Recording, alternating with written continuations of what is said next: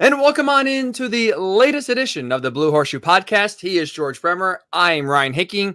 We got a loaded, fun pod here for you on a Thursday. We got a lot of free agent or really off-season positional needs. We'll rank the most important positions here for the Colts to address this offseason, either in free agency, maybe making a trade, or in the draft as well. We have some great quarterback news we saw on social media that we'll let you know about as well. And of course, George, it's never too early to start looking ahead to 2024. The Athletic this week put out their power rankings for 2024. I'll tell you where the Colts landed and who is both above and below them. Very interesting names, both above and below. So we'll give you that as well. A loaded pod here. But like we just said in the open, it is a Thursday we are recording, not normally on a Wednesday. George, how are you feeling? Because I'm a little nervous that even though Jeff Saturday is no longer the head coach in town here, maybe your immune system is being coached by Jeff Saturday still. It's been rough. It's been a rough winter. I swear every time I get over, you can still hear a little bit of it in my voice, the scratchiness. Every time I get over one of this crud, it's like a new one comes in right behind it. So it's a lot like last December with the Colts. You never know what the next week's going to bring, but you just kind of assume it's going to be worse than the week before. The germs just doing snow angels in your For body sure. right now, I guess. They definitely were earlier this week. Starting to rebound now. But like I said, you can still hear it. I mean, it's not gone, which is probably good because as soon as it gets gone, I'll get it again. So hang on for a little bit here, and that's the trade-off. Well, you are tough. So you are playing hurt today. We appreciate that. Glad to hear you're feeling better, and hopefully once this cold is gone, it's gone for good, and now we can get you healthy for at least a week straight. Now you live like a normal person again. It's been a rough winter, that is for sure. Baby steps. You're right about that. What's not been a rough winter though so far is the Colts offseason. Because we were talking, George, right before the pod we came out here, kind of talking about positions of need and how to address. And you come to the realization pretty quickly, especially when you juxtapose this year with last year. It's like you could argue all the positions we're going to talk about here, maybe in this offseason, we are talking about the Colts either in the draft or free agency needing to sign 2 starters, 3 starters. A lot of their moves and a lot of the cap money that can be spent this offseason, for the first time in a long time, we could say this, it's on luxury items possibly. Yeah, I think it'll be interesting to see. I mean, I think the big money is probably going to come in-house. I mean, Michael Pittman Jr. in all likelihood will be the biggest signing of the offseason as far as the numbers on the contract goes. And we'll see. I mean, that's not a done deal. Certainly a lot of optimism, I think, that they'll be able to get that done, that they're going to work something out. And that at the very least, they'll tag him and then try to work out a long-term deal after the tag's been done. But we'll see how that goes. You do have Zaire Franklin already threatening to tackle him in OTAs. I think that's a good sign that things are moving in the right direction. But it's just so different than a year ago. I mean, when you're talking about a complete and utter makeover, and some of this is, we've talked about it before, it's the result of getting the head coach right. And, we're going to talk about this here in a little bit, but there's increasing sentiment around the league. They got the quarterback right too. And I know people are going to say he only played 4 games. He showed a lot of people a lot of promising things in those 4 games. It's by no means can you cement him the way you can Shane Steichen right now, because you got to see it. Obviously, you got to see consistency. You've got to see it over the long haul. You got to see him make and finish consecutive starts and finish consecutive games at this point. But there is so much optimism about what Anthony Richardson can bring to this offense. And I think that's why you now can focus, like you said, this offseason on some luxury items, on bringing people in on rookie contract. It's a completely different world we live in than 1 year ago. You're 100% right. I mean, you look last year, look, there are certain players, right, like Quentin Nelson, DeForest Buckner, like were obviously like locks to be on the roster. But it's like you look at last year compared to this year, George, the amount of questions, it's reduced by almost tenfold, it feels like. Yeah. I mean, last year, are they going to trade for the number 1 pick? If they don't, will they get anybody at 4 that can help the team? It was just anything was on the table, like you said. And because there were trade talks and there were, all kinds of questions about which direction this team was going to go, it didn't feel like anybody was safe outside of like Quentin Nelson and DeForest Buckner. And there were even points last year where I wondered if DeForest Buckner would be back, just because you're thinking, does he want to be? You knew there were going to be a couple veterans that jumped ship. Ended up really just being one, but you never know when you go through the kind of season they went through. You never know what the roster is going to look like the next year, and I think now you do have a pretty good feeling about at least certain guys in certain positions. And it's a big, this year it's more about who can they re-sign, because there are some really big names, about to hit the market next month. And who can they keep off that market, and who can they bring back if they do make it there? Julian Blackman's name's going to be thrown around a lot. Kenny Moore, Grover Stewart, obviously Pittman, we mentioned earlier. Even Zach Moss could eventually come back around to them. I think he's one of the guys I would put, and I'm sure this will be a future pod. He's probably one of the guys I would put in the more likely to leave category, just because, much like Gardner Minshew, he's probably going to get a better starting job or a better starting opportunity somewhere else, and that usually comes with more money. But yeah, I think the questions this year are mainly about that. Who are they going to be able to bring back? And then once that's done, with the money that's still left in the pot, who are they going to bring in? A lot of money there. Fourth most cap space, just about $60 million roughly for the Colts to spend this offseason. So should be a busy one for Chris Ballard, that's for sure. So let's start here, George. When you look at this position just in general on this team, that is the biggest focus this offseason, what position do you think that would be? It's a really good question. When we were talking about this before the pod last year, I would have felt like all 22 or maybe 23 with the kicker. Because it just felt like you had to start, and we talked about it all offseason long last year. It felt like you had to start all over again from square one, just clean the slate and rebuild it, from the ground up, which they kind of did in some ways. But it was more of a culture rebuild in that, and the roster didn't change as much as you might think when you have a head coaching change. A lot of times 2/3 of that roster is turned over, and they didn't really have much more change than the average NFL offseason last year, but they changed the way they do everything. I don't know for a fact, but they probably have different like paper towels in the cafeteria there. I mean, it was everything they did was different, and the building. Even when you walk in to do interviews and things, the hallway to the locker room is completely different. They just changed. There's like video screens there now that show highlights of past games against that week's opponent. The captains have photos up on the wall. Like it's things that never happened before. And you might think, well, that's nothing, but it's a sign of how detail oriented this head coach is. Nothing gets past Shane Steichen's gaze. And how committed they are to changing every aspect of the franchise, and it worked. I mean, they went from 4 wins to 9 wins, and they were 15 yards away from making the playoffs. So, you can't argue really much with the results. But now I think that's where this is the harder jump. I almost feel like, as big a task as that was, and as difficult as that was, it's easier in the NFL to go from 4 wins to 9 wins than it is to go from 9 wins to 12 or 13. And now you've got to make the right picks, and you've got to, identify the right areas.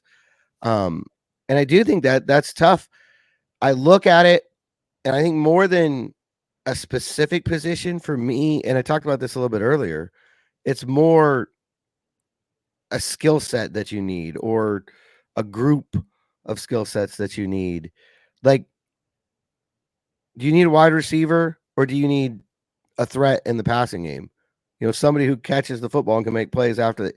To me, it doesn't matter if it's a wide receiver or tight end, or even a running back out of the backfield. If that's the best options you get, you just need somebody who's going to make a play with the ball in their hands after Anthony Richardson throws it. I don't think it matters what position they're at.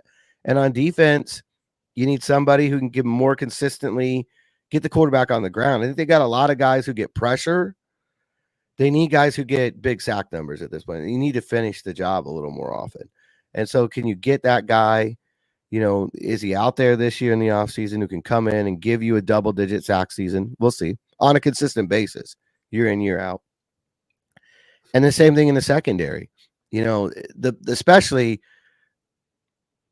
I think safety is the underrated spot here, just because Chris Ballard mentioned it specifically in that postseason press conference. Anytime he says something without us asking, it sets off alarms for me.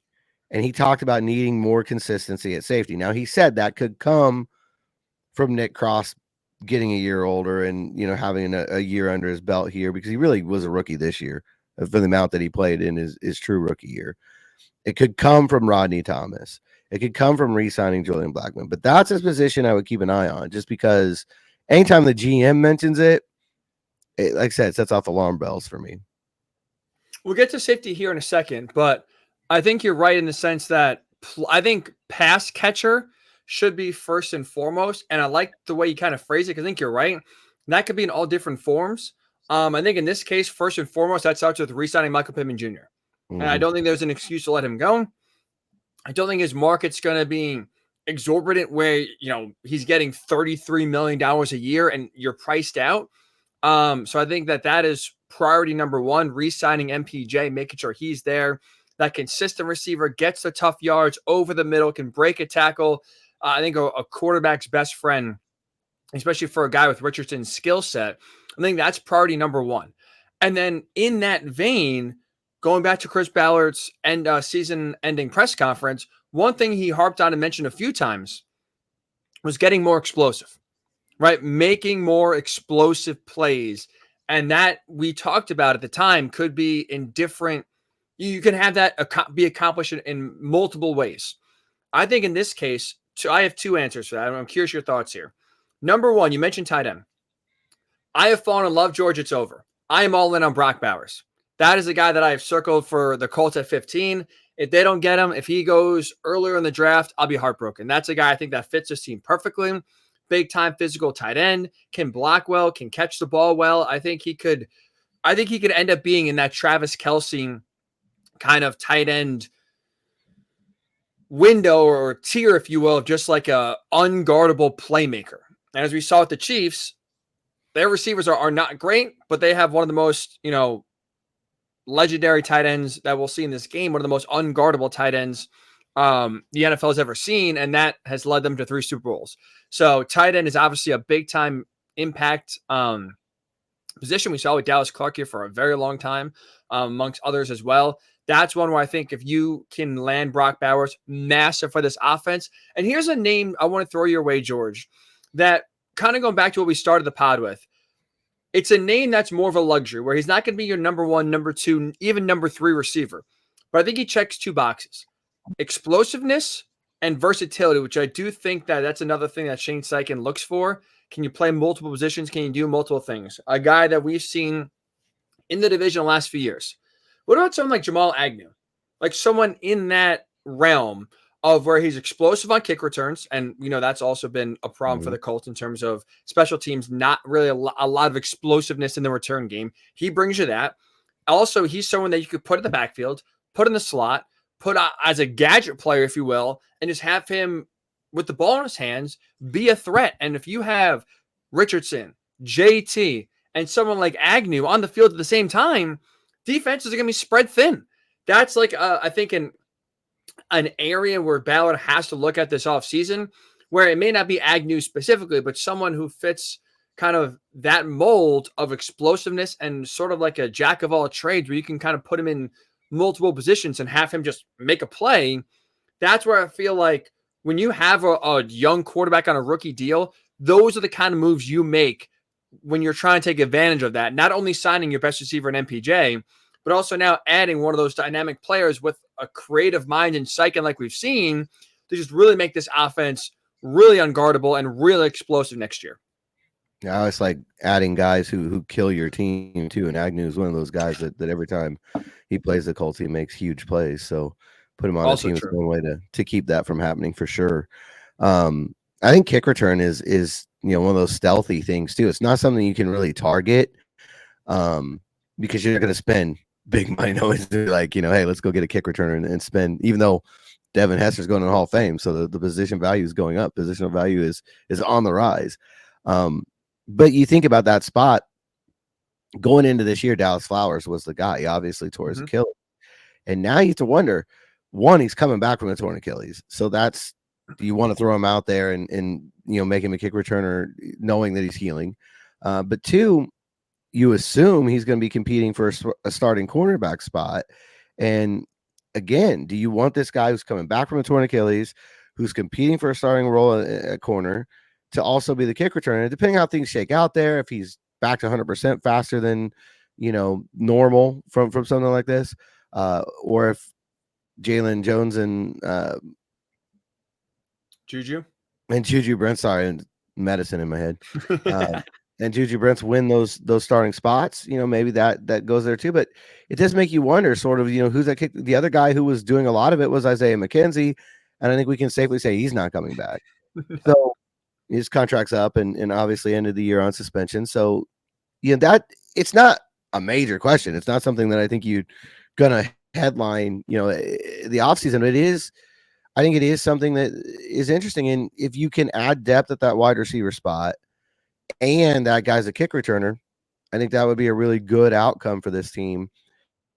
As far as the draft goes, I think the perfect scenario right now, and it seems more and more likely every day because the way the reports are at this moment, 14 quarterbacks going ahead of both, I think would be the best scenario. Everybody either trades out to someone who wants a quarterback or takes a quarterback. Barring that, I think Brock Bowers is just think of what Tom Manning could do drawing up trick plays with him. I mean, they had the little fake with Zaire Franklin in their fullback to Mo Alley Cox.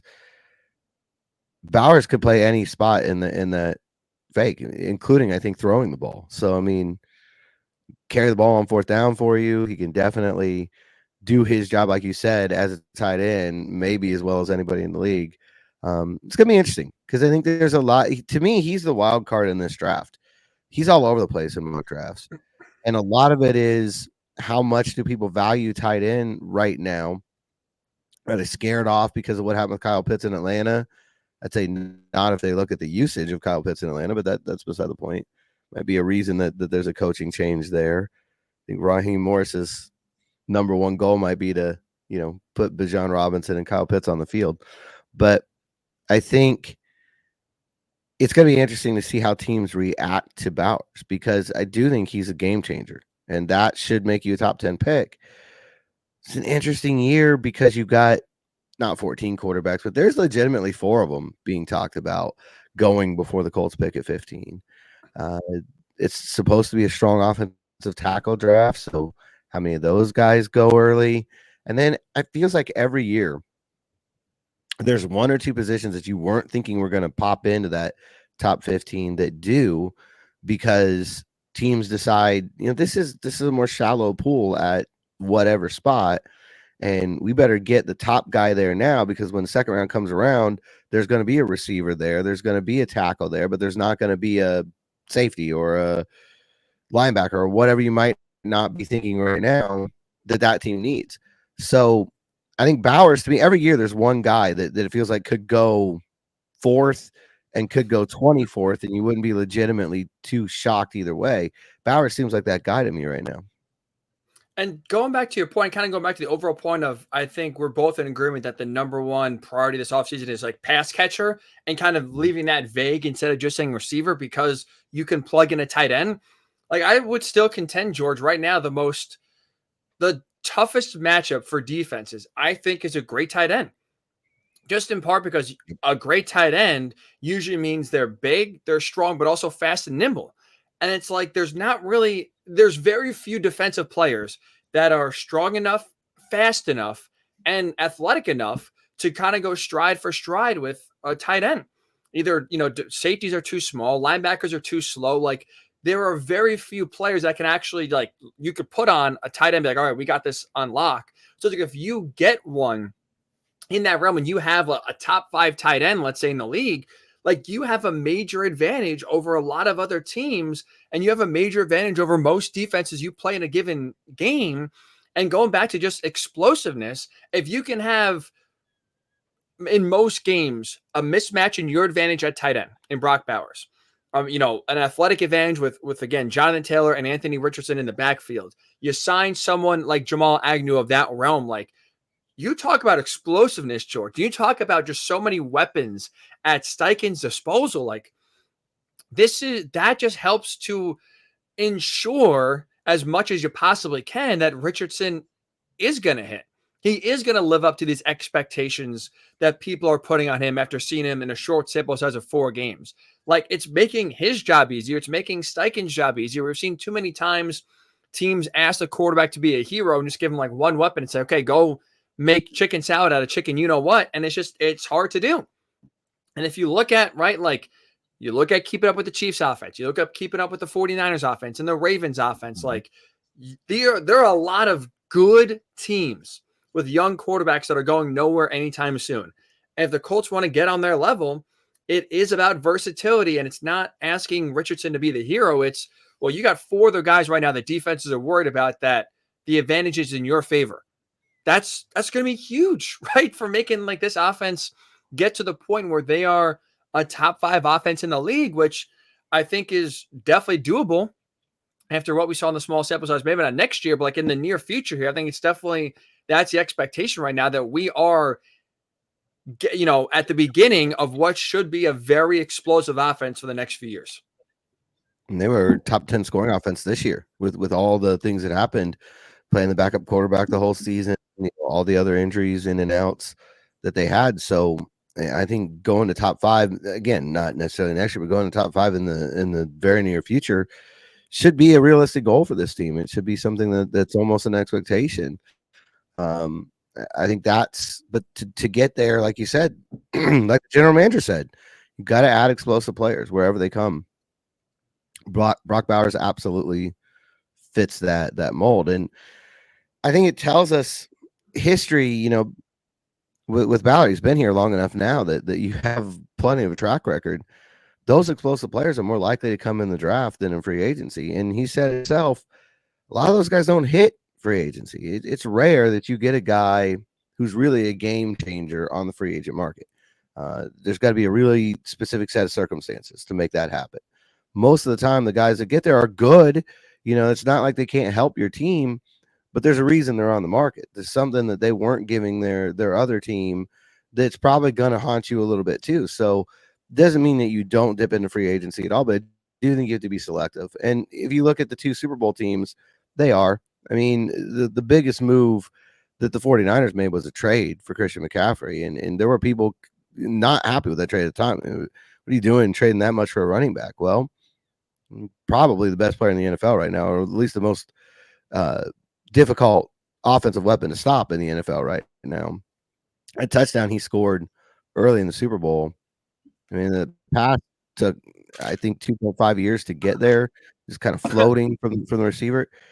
How many guys in the NFL score on that play? I mean, that was my first thought as soon as he got in there. How many guys, especially running backs in the NFL, score on that play?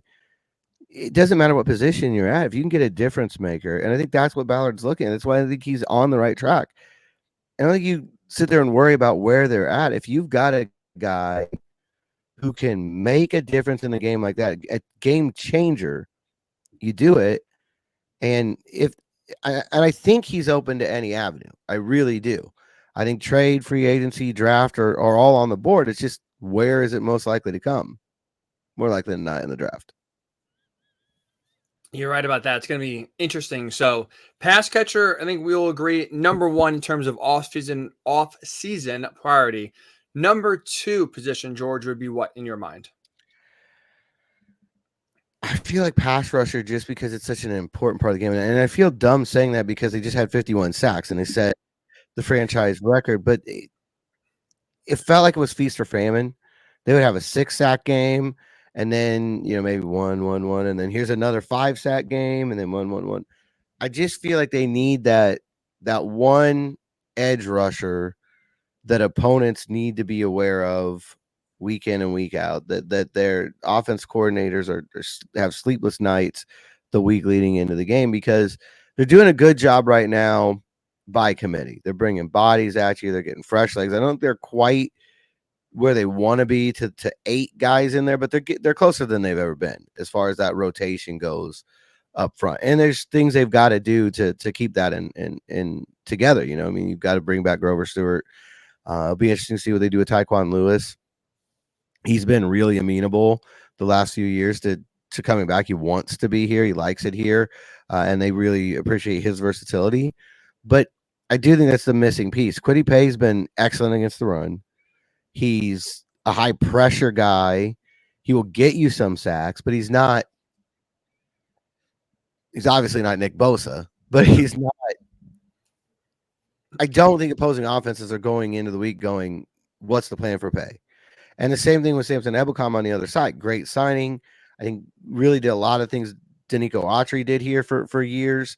Really was the first signing that Chris Ballard had when he was here in Indy was Autry. But even with Ebukam, I think it's another very similar situation of I don't think opposing offenses are, we need a chip over there. We need to make sure that we've got help on that side. Colts need that guy. And I don't know if they can get him this offseason. I don't know if the draft is deep enough at that position that they could draft somebody at 15 who could be that guy. Those guys are very seldom there in free agency.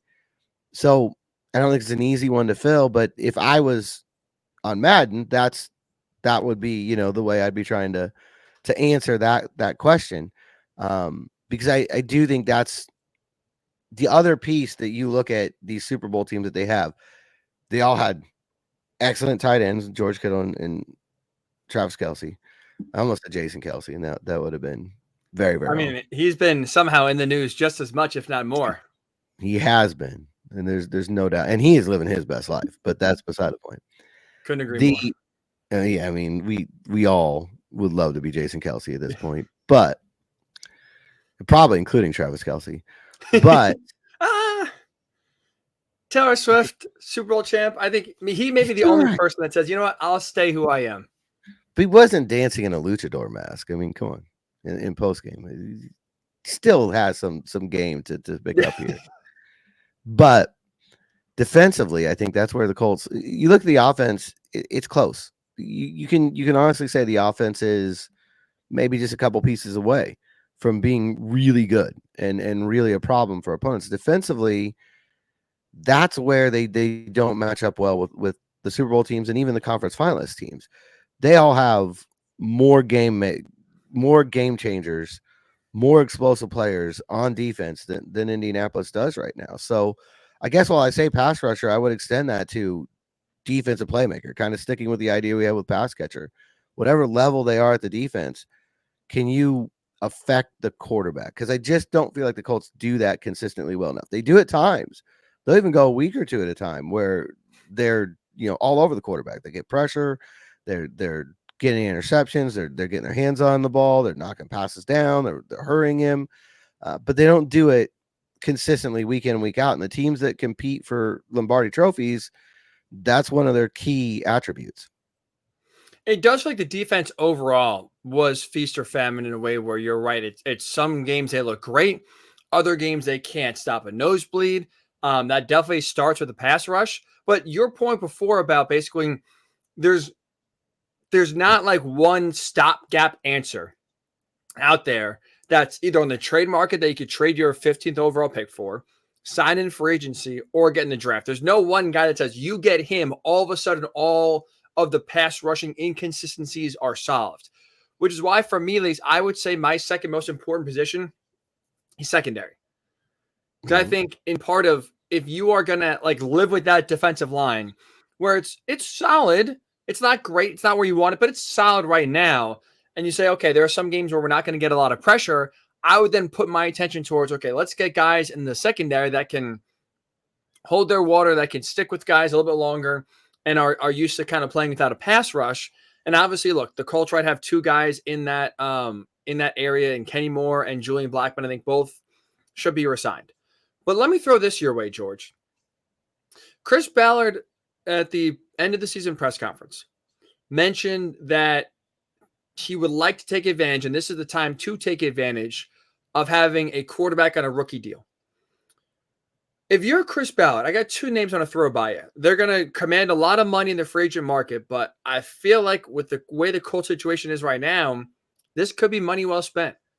L'Jarius Sneed of the Chiefs, Jalen Johnson of the Bears. Both really, really shut down, lockdown corners. Jalen Johnson was just a second team All Pro DB. They're going to get a lot, top market money, but they're both young. In the case of Snead, right, he's coming off back-to-back Super Bowl championships, so he's the guy that can bring that championship experience with him to this team, and try to inject what is a young team, hopefully kind of teach them how to win. That is one where, if you talk about a position, George, where, hey, you know what, maybe this is the year in free agency that you're going to blow it out, and Chris Ballard is going to do something he's never done before, which is really spend big in free agency. If there was one position you're going to do that at, I think for me it's DB. And if you can get, let's just say, a guy like Snead in and take one half of the field away, and then you have Juju Brent, Jalen Jones, kind of competing for the other one and having some good depth there as well. I think if you're the Colts, that's the perfect scenario right now for what you want to do, where you can win right now, capitalize on a young rookie quarterback salary, and go get in a top line DB at a position of need that also, in the case of Snead, kind of brings championship experience with him. I definitely don't think they need more youth in the secondary.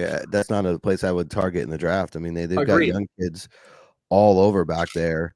And I do think that's a spot that you should target in free agency. I mean, you need a veteran who can come in and lead those rooms. But also, like you said, I mean, a guy like Snead would bring that championship pedigree with him, which is always good to have in there. I think that's one of the things Stephon Gilmore brought them, the year before. And you could tell me as many things as went wrong in 2022, which was basically everything. Gilmore did have those defensive backs playing at a different level. I mean, they watched him in practice and they understood how he brought it day in and day out. And the thing that you wish is that he could have been here last year for all those rookies. Yeah. The guys that were here with him definitely benefited from it. Dallas Flowers in particular. I mean, Ballard's mentioned that a few times, how Gilmore kind of took him under his wing and definitely helped bring him along. But I think bringing in somebody like that with that kind of pedigree, who can be that leader, I feel like that's one of the biggest things that we're missing last year in the back end, because it wasn't just Gilmore. They lost Rodney McLeod as well. And those were the two veteran voices in that secondary that could pull a guy aside and say, hey, that's not how we do things here. That's not the standard in the NFL. And it's not that they don't have stand-up guys back there. I think Kenny Moore just is a different kind of leader. He was the veteran, so he was the default guy. He's not going to be a vocal leader. That's not who he is. He's more watch me, follow my lead that way. And that's fine. You need those guys too. But I think, especially in the NFL, every now and again, you need that guy in that position room, not your coach, not your position coach, not your coordinator, your peer, who can come over and kind of knock you in the head and say, hey, that's not going to fly. You got to do this way. Or just even the simple stuff of in game, noticing something and moving where they are, or, finding something a quarterback's doing or a receiver's doing that might be a tell.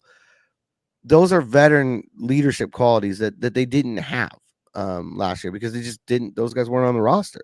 And I think Julian Blackmon's another guy who can develop into that kind of role, but he's still too young in his career to be that guy.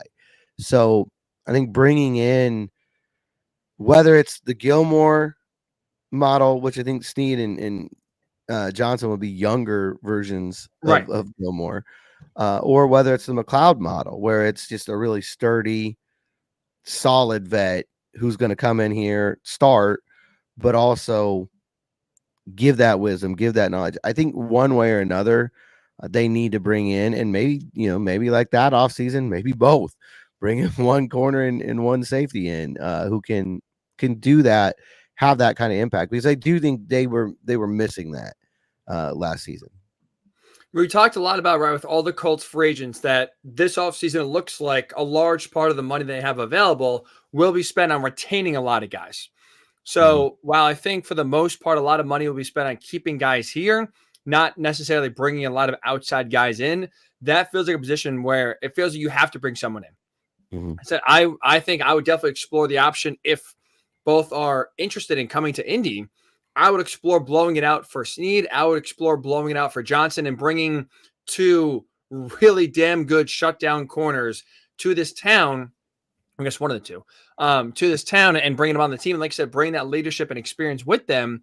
But if you're not going to do that, I think bare minimum, then you have to bring a cheaper vet in to, like I said, just provide leadership, just to provide some sort of mentoring and allow, kind of show guys the ropes a little bit, because it is, for the most part, in that secondary, it sort of is the blind leading the blind in a way, where everyone's still young enough where they're kind of trying to figure out their own way about it and kind of figure out their own role and getting comfortable with what they're doing.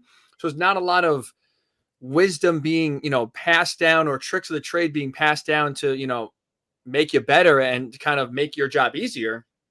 I think that's definitely an area that Chris Ballard 100% has to go out into free agency and go off another team and go bring in here. Now, the only question I think is really, what route do you want to go down? You want to just say, we're going to spend big money on this guy? Or is it, we'll go down the cheaper route, but bring in a more experienced veteran, Rodney McLeod-esque, kind of in that mold for sure. All right, George, one other one here. So we have pass catcher. We are both in agreement that is number one priority for the Colts. I would say secondary is 2. You're going pass rushers number 2. What would be third on this list? Because I lumped the defense together, I think depth at receiver, at wide receiver in particular. We were talking about pass catcher earlier, and in that we mean starting caliber. And that's going to be somebody that's going to come in here and play a lot. But I was looking at the numbers. I did, like last week, a little offseason breakdown, trying to see position by position. After their top 3, which, were Pittman, Downs, and Pierce, the 4th wide receiver had 11 catches. I mean, that's an incredibly tiny number, especially with as many 4 wide formations as you normally see around the league right now. The Colts run a lot of that, obviously, and I think part of that's because they didn't feel like they had 4 guys to roll out there. You need more from that. To me, you need more depth, not just because you want to have 4 guys who can catch the ball. I mean, that seems like a pretty basic, command in the NFL right now. But injuries, we saw it when Pittman gets hurt. Who steps up? If Downs is out, who steps up? Pierce is out. Who steps up? Some of that will be helped with Ashton Dulin coming back. Also, probably gets into the return man conversation as well, because he's super fast. But that, to me, it's a draft position, but it's one that it could well be a day 3 draft pick there. You need more than 11 catches from your number 4 receiver. I don't think I'm crazy in that thought. No, not at all. Absolutely not at all. That's something, I didn't even really comprehend. That is staggering. With, like I said, just the amount of 4, 5-step receivers now you see in the league, to have your 4th receiver get 11 catches. That is surprising without a doubt. I would say backup quarterback, in part because obviously, right, what we just saw this past season with Richardson getting hurt. Hopefully that changes, but there's no guarantee. So that's obviously reason number 1. You still want to compete if Richardson can't play. But also, what we're just kind of talking about with the secondary, I think it's also important to bring someone in that can help mentor Richardson, that can help him from a veteran perspective, teach him tricks of the trade, help make sure his daily habits are making his day the most efficient it can be, where he's not wasting time focusing on this or that when he could be focusing on, other things to improve. There's a lot of different things you learn just the longer you're in the league. And so I think if you're the Colts, I think you can expect Gardner Minshew to leave and try to chase a starting spot somewhere. So the 2 guys I would discuss, Georgia, and definitely seriously consider bringing in Tyrod Taylor, number 1. Guy that played well when he played for the Giants this past year. Obviously also fits similar scheme and profile the way Richardson plays. So you don't have to change the offense too much, kind of the way you did when Gardner Minshew came in this past year. But also another one I would really consider bringing in here, George. I'm not sure if he'd be open to it, or maybe he might be too priced out. I would bring back Jacoby Brissett. I think he would be a tremendous influence on AR, and I think he would provide awesome leadership to help right now. Again, even though Richardson's going into year number 2, he's basically a rookie. I think he'd be a tremendous asset if the Colts, if he's not expensive enough, or I should say too expensive, really, to bring back to town. That's funny because his name was in the back of my head a lot this offseason, because obviously he's bounced around quite a bit since he was here. We know Ballard has a ton of respect for him. You don't have to question that. And it's exactly the mold that you're talking about. It's exactly the kind of guy that you want to bring in here. Seen it all, been around the league now for a long time, has been a starter and a backup, can really be that extra voice in Anthony Richardson's head. And maybe outside of Jalen Hurts, the best tush push guy out there, right? I mean, 100%. 3rd and 1, Jacoby Brissett is money. But he's also familiar with the organization. And I know Steichen's offense is different than Frank Reich's, but there's a lot of similarities too, because they obviously worked together for a while. And then Steichen spent a lot of time with Nick Sirianni, who obviously has been around Reich a lot too. So I'm sure it wouldn't take long for Brissett to pick up the offense. It's a long way of saying that. I also think this is a sneaky good pick by you as far as for need, because it's another position Chris Ballard brought up in the postseason presser. He said when somebody asked him about, you've got quarterback taken care of, you don't have to worry about this offseason. He said, hey, that number 2 spot's really important too. Look what Gardner did this year. That's not something that we're going to ignore. So I definitely think that's something they're going to be looking at this offseason. Now, I agree. Can they afford Jacoby Brissett? I don't know. It'll be interesting to see what he wants to do this offseason. It feels like, you never know in the NFL. Fortunes change quickly, very quickly. But it feels like kind of his starting opportunity is past. He's probably not going to be handed a starting job, and I don't know that he's going to be brought in to compete for one necessarily at this point. There are, you never know. Every team's got their own priorities. So maybe coming back somewhere where he has been a starter in the past and a backup, but where he's comfortable around the facility, maybe that will be of interest to him. I like the Tyrod Taylor as well, because I do think that's something that the Colts need to look at. I like that Baltimore model where you've got Lamar Jackson and Tyler Huntley is backing him up. And you see they're competitive when Huntley's out there. I mean, year after year when Jackson's been out, either because of injury or because they just didn't want to play him at the end of the year this year because they had everything clinched. Huntley comes in and does a good job. It helps his team out. So I think that model, if you're not going the Jacoby Brissett path and somebody who's sort of seen it all, done it all, been there, I think getting a backup who can run, can make plays with both his arms and his legs, I think that's the way to go. And especially too, bringing a vet that can again help move Richardson along, I think would be massive too.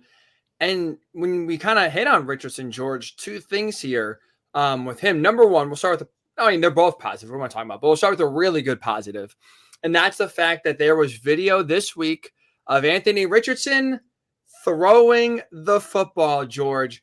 A great sign, as Stephen Holder does point out, that at least according to the doctors he spoke with, Richardson throwing is about 6 to 8 weeks ahead of schedule for when he was supposed to throw. So we knew when he got surgery, he should be ready for OTAs and a lot of offseason work come May and June.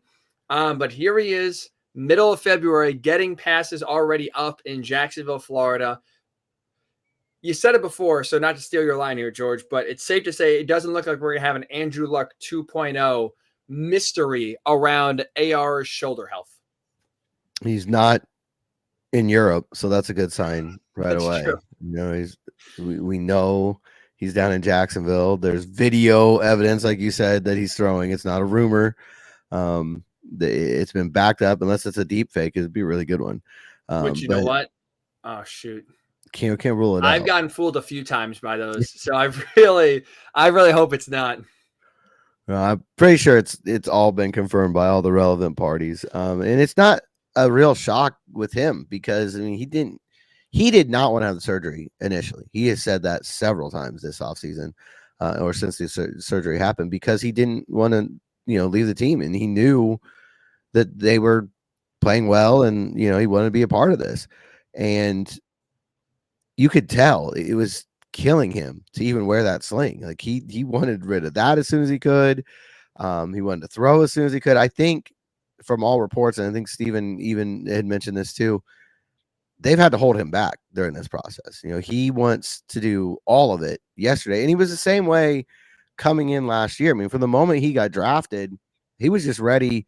Give me every snap, put me out there, practice me 5 hours a day. That mentality, I think, is part of why the league's so high on him, in all honesty. You see the talent. That's obvious. Anybody who watched Combine last year understands he's an absolute physical freak. What you never know with these guys until you're really around them is that work ethic and that want to and that desire. And he checks every one of those boxes. I think his teammates said he's always in his playbook. You can't just go have a conversation with him, about movies or video games or whatever they're talking about in the locker room. He's in his playbook, 24/7. And that work ethic, that commitment, that absolute desire on his part for greatness, he talks about it all the time. I think that's probably the number one thing that the people around the league say, yeah, he only played 4 games, but we know physically he can do the job. And you have learned mentally and commitment wise, he can do the job. At that point, it's just a matter of staying healthy. If he can stay healthy, he can take this team to some pretty interesting heights. And that work ethic is something that, like, look, obviously you need physical tools to succeed, right? That's I'm not going to sit and pretend like me and you could play quarterback if we just had the sheer will. We could not. No. But I have that, no like, work that's ethic either. a big separator, right? In terms of like what makes good quarterbacks, great quarterbacks, elite quarterbacks. Like, you look at Mahomes, right? And the Chiefs going back to back for the first time in 20 years. Well, one of the biggest things you hear about Patrick Mahomes is his work ethic, is the fact that they won the Super Bowl last year, right? His second one, he's getting all these accolades. He's accomplishing all these insane feats so early in his career. But it's like he's back at work like 2 weeks after the game is over, and he's like working like he's never won anything. And that's like that work ethic, that drive to be great every single day, no matter what, never getting complacent, is part of the reason, along with obviously his physical tools, of why the Chiefs right now are back to back going for the first ever three-peat. It's like those things are true separators, but also they're not coachable.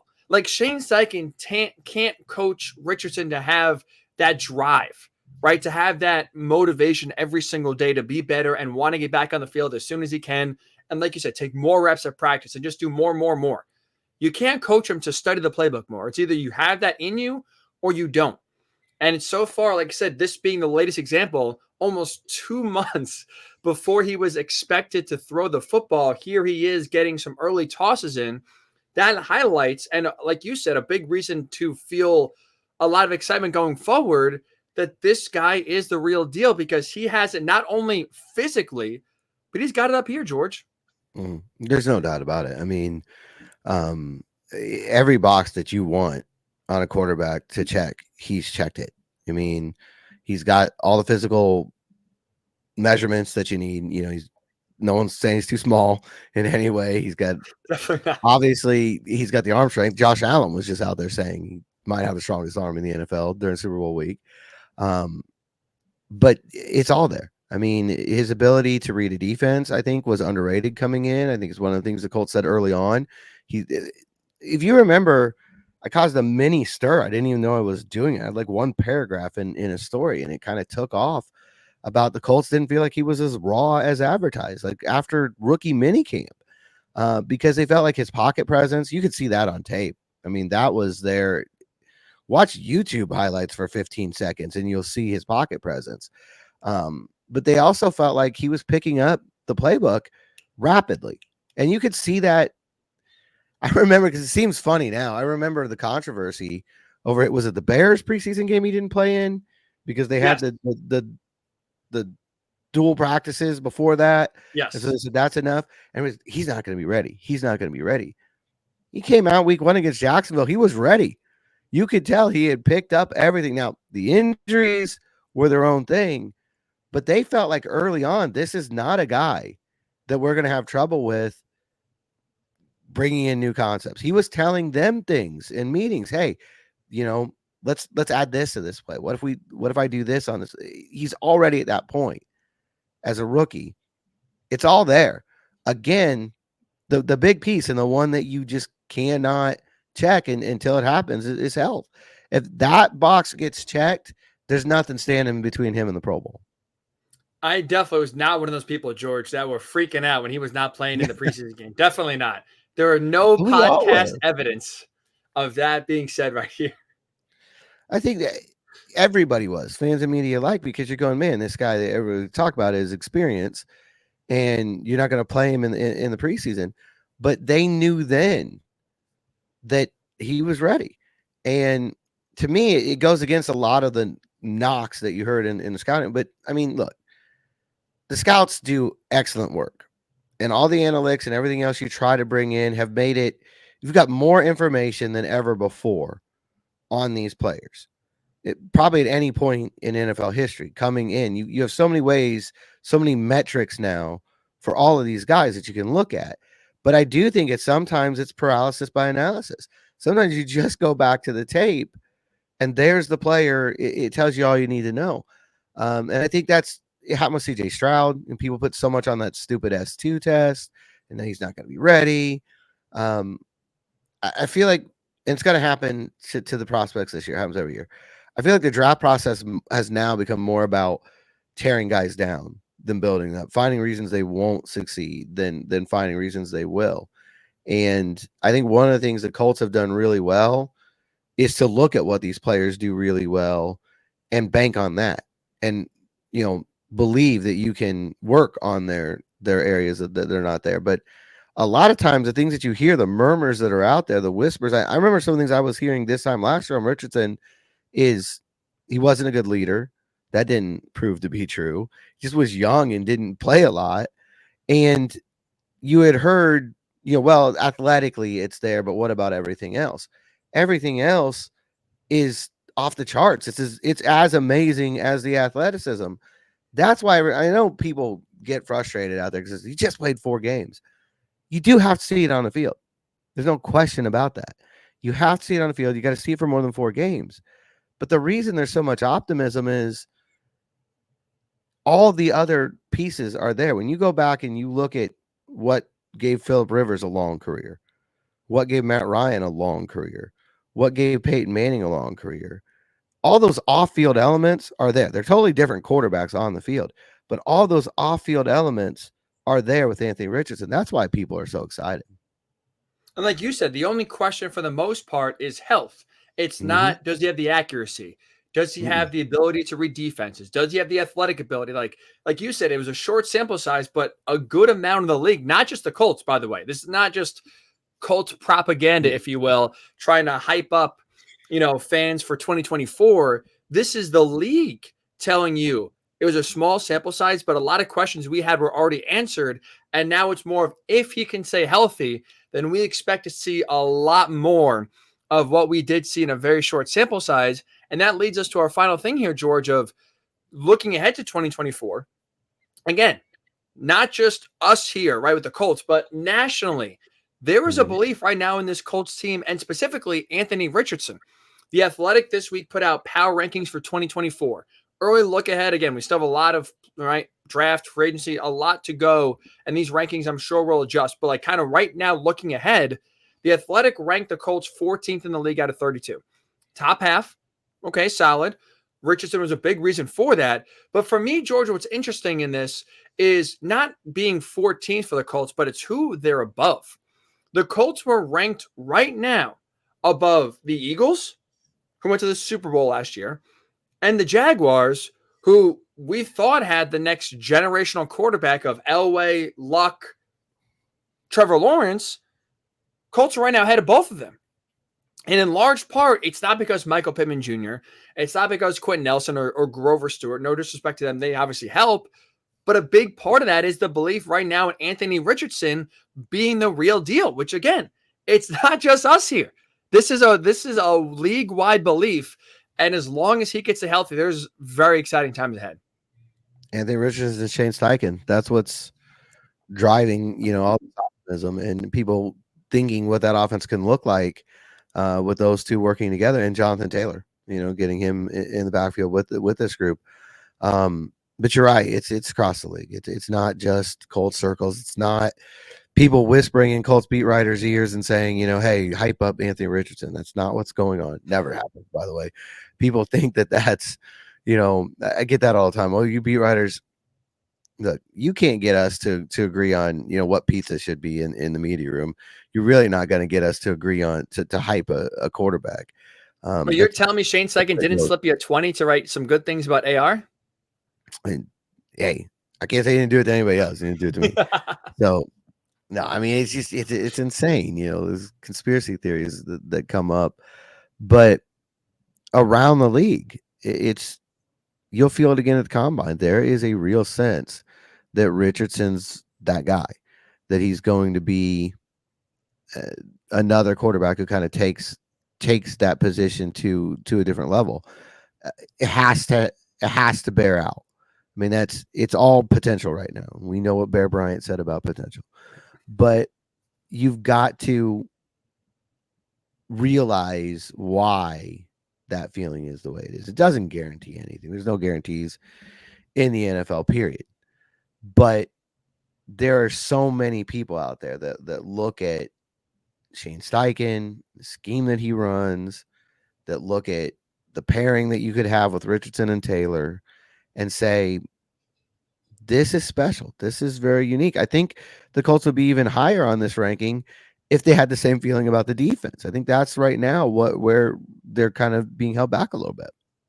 You're right about that, and kind of goes to the importance of filling out the whole roster and not just worrying about the quarterback and the offense. You need a full team to win a lot of games, but it's exciting. And two, really fast, you mentioned before, like there's a belief, right, in Shane Steichen. There's belief in Anthony Richardson. There's belief in Shane Steichen. Like, if you look at those three, head coach, quarterback, running back, I mean, the Colts have a chance next year, maybe outside of the 49ers. I don't think I'm missing. Maybe I'm missing a team or two off the top of my head. So, but like the Colts have a chance next year, George, if Richardson plays the way we think he could play, to be number one or be top three in terms of head coach, quarterback, running back duos in the league. There's a lot of, that's, you talk about explosiveness and you talk about winning a lot of games. You have one of the best trios like that, along with Michael Pittman Jr., you're going to be pretty good. And I think part of it's something that you brought up a couple weeks ago, that there's a feeling that this offense could be its own thing, that they're not following in the footsteps of Buffalo or Philadelphia or Baltimore, that they're going to be their own offense, because you haven't seen anything. Maybe in the college game, you've seen something like a Richardson Taylor combo, but you haven't really seen it at the NFL level. And I think people are really interested and fans here should be really interested to see how that plays out. I think Westfield's going to be really fun this summer, because you didn't get to see Taylor and Richardson in Westfield last year together. You're Taylor, right, had the hoodie on and was scowling a lot and was not out there on the field with them. This year, health willing, they will be out there together, and I think it'll be something that there'll be a lot of eyes on. Oh yeah, the buzz will be palpable, right? Also, too, last year it's unknown of, hey, we hope Richardson can pan out, and let's kind of more of like, let's go see what we got, versus now it's like, okay, short sample size, but we liked what we saw, and now it should be hopefully better. And as long as AR can stay healthy, like I said, it's going to be dazzling with him and JT in the backfield. That's going to be a lot of fun. A lot of fun. All right, so that'll do it for this edition of the Blue Horseshoe Pod. Make sure you are downloading and subscribing wherever you do get your pods. And also check us out on YouTube, Blue Horseshoe Podcast. Have a great rest of your weekend, or a great weekend. I don't know why I said rest of. The weekend hasn't started yet. It's only Thursday, George. But here I am screwing up the ending as usual. It's what happens when we're a day late. It messes everything up. The calendar's gone. I am right now drunk with optimism. That is the problem.